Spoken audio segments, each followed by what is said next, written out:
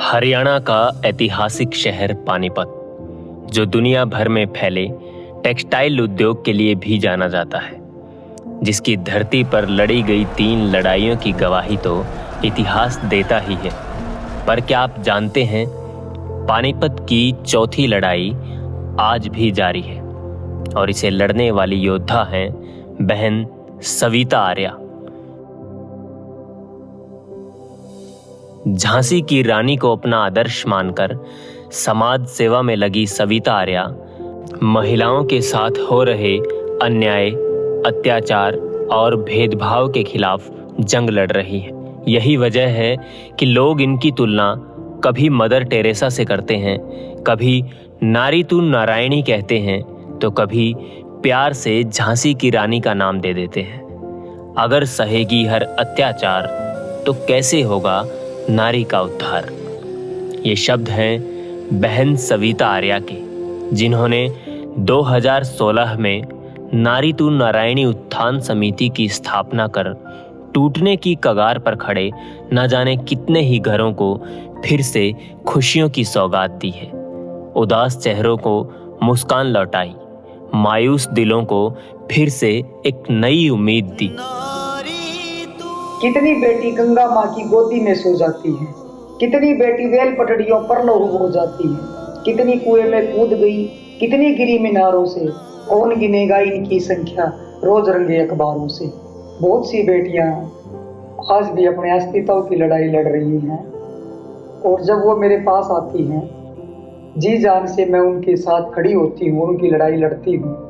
कई बार शिकायतें झूठी होती हैं, मैं उनको भी सबक सिखाती हूँ कि आइंदा वो दोबारा ऐसी गलती ना करें। मैं किसी व्यक्ति विशेष के साथ नहीं हूँ, मैं हमेशा सच के साथ होती हूँ और अन्याय के खिलाफ। इस निस्वार्थ सेवा की शुरुआत 2015 में एक फोन कॉल से हुई, जब एक बेसहारा नवजात बच्ची की दयनीय हालत ने सविता आर्या को झकझोर कर रख दिया।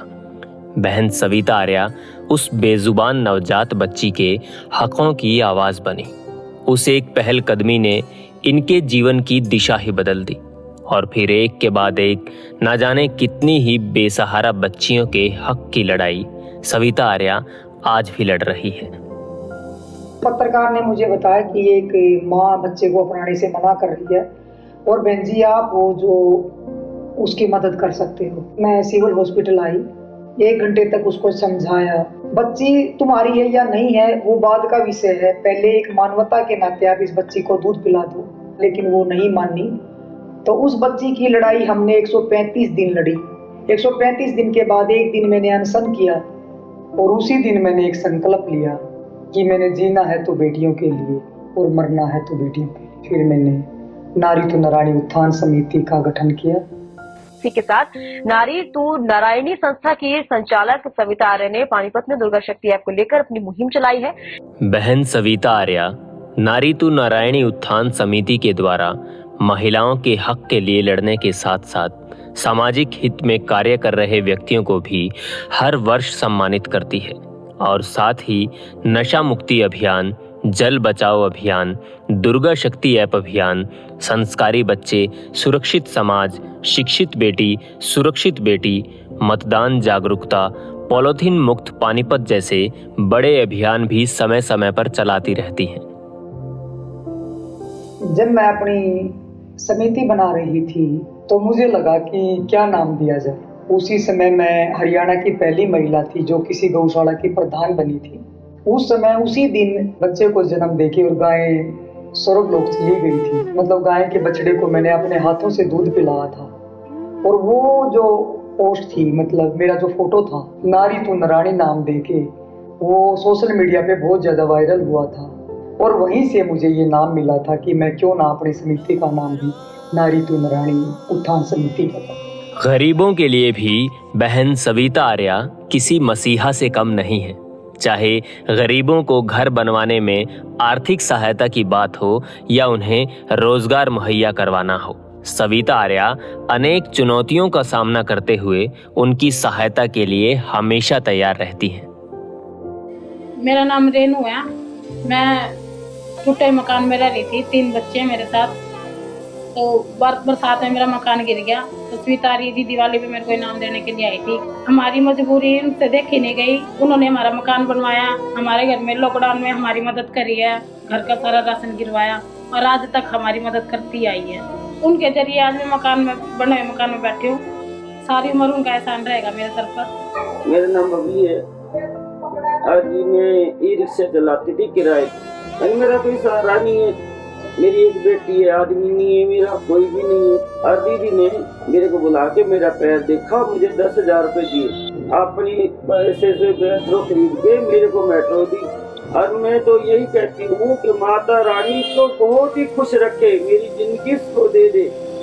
मेरे को दुख में वो इतने काम आई कि बस एक परमात्मा जिसे काम आते। नारी तू। बच्चे का पहला शिक्षक माँ होती है।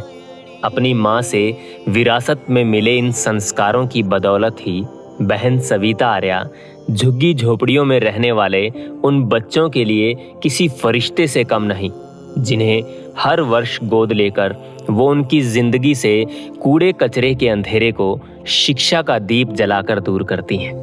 हमने झुग्गी झोपड़ी में रहने वाले 28 बच्चों को गोद लेके खाने पीने से लेकर पाठ्य सामग्री तक उनको हर सुविधा उपलब्ध कराई थी। उसके बाद उनको स्कूल में एडमिशन कराया।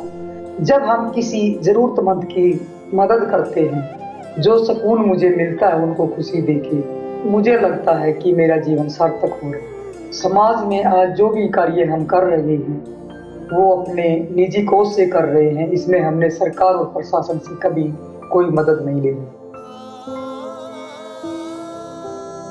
पूरे देश भर से जो भी दुखी व्यक्ति नारी तू नारायणी उत्थान समिति की शरण में आकर मदद की गुहार लगाता है, बहन सविता आर्या उस दुखी व्यक्ति के दुख को अपना दुख समझकर पूरी निष्ठा के साथ उसकी सहायता करती हैं। जाति धर्म से ऊपर उठकर सविता आर्या निस्वार्थ भाव से जरूरतमंदों की सहायता करने में लगी हुई है। एक मैसेज आया था मेरे पास एक पिता का कि मेरी 4 साल की बच्ची है, 80% जल चुकी है और हमें मदद की जरूरत है। और उस बच्ची का इलाज हमने करवाया। बहुत लोगों ने मेरा विरोध किया, मुस्लिम लड़की का आप इलाज करा रही हो। तो हमने एक ही बात बोली थी, हमारे लिए बेटियां बेटियां हैं, चाहे वो हिंदू की है, चाहे वो मुसलमान की है, चाहे वो सिख की है, चाहे वो ईसाई की है, मेरे लिए बेटियां बेटियां हैं। बहन सविता आर्या का जीवन केवल बच्ची और महिलाओं की सेवा तक ही सीमित नहीं है। सविता आर्या बुजुर्गों की भी आंखों का तारा है। वो गांव-गांव जाकर बुजुर्गों के मनोरंजन के लिए लोक गीतों और नृत्य जैसी सांस्कृतिक गतिविधियों का भी आयोजन करवाती रहती है। बहन सविता आर्या अपना हर तीज त्योहार वृद्धाश्रम में बुजुर्गों के बीच जाकर मनाती है। समय समय पर उनकी जरूरत की चीजें उन्हें मुहैया करवाने का काम हो या उनके पारिवारिक झगड़े की समस्या, सविता आर्या उनके हर दुख में उनके साथ खड़ी होती है। वृद्धाश्रम के साथ साथ सविता आर्या अपनी खुशियां बांटने के लिए झुग्गियों के मासूम बच्चों के बीच भी जाती है। उनके साथ नाच गाकर, उनके चेहरों पर मुस्कान लाकर अपनी खुशियां उनके साथ साझा करती हैं। हर वर्ष झुग्गी के बच्चों को गोद लेकर उन्हें शिक्षित करने का उनका संकल्प गरीब बच्चों के साथ बहन सविता आर्या के विशेष लगाव की गवाही देता है।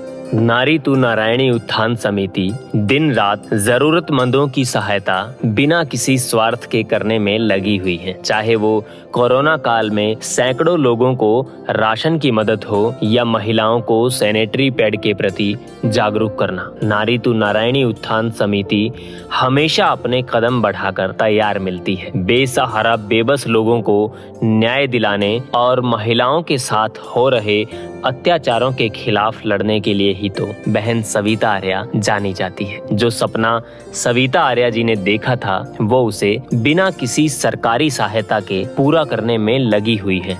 मेरा सपना है कि मैं एक ऐसा आश्रम बनाऊं जिसमें अनाथ बच्चियां, सामाजिक उत्पीड़न से पीड़ित मेरी बेटियां व बुजुर्ग महिलाएं एक ही छत के नीचे रह सकें, क्योंकि बुजुर्गों को बच्चों से प्यार मिले और बच्चों को बुजुर्गों से माता पिता जैसा प्यार मिले और युवतियों को बुजुर्गों से अनुभव मिले और संस्कार मिले।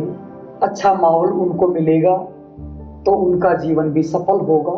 और हरियाणा का ये पहला आश्रम होगा जिसमें तीनों वर्ग की महिलाएं एक छत के नीचे होंगी और मैं अपना जीवन उनके साथ ही बिताऊंगी। इसमें जो भी हमारी मदद करेगा, चाहे सरकार, प्रशासन या कोई भी, तो मैं हमेशा उनकी आभारी रहूं।